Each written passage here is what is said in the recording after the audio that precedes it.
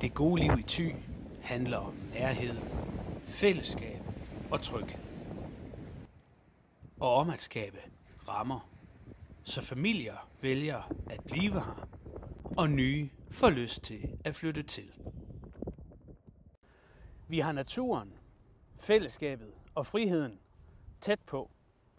Her kan vi mærke roen, men også energien i de frivillige foreninger, i skolerne, i vores dagtilbud og i vores erhvervsliv.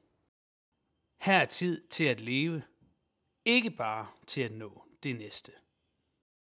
Det gode liv handler om, at vi kan lade vores børn cykle i hallen, deltage i foreningslivet. At vi ved, at de har gode og trygge rammer i deres hverdag. Det er det, der får folk til at flytte hertil, for her kan vi både bo, leve og arbejde i balance.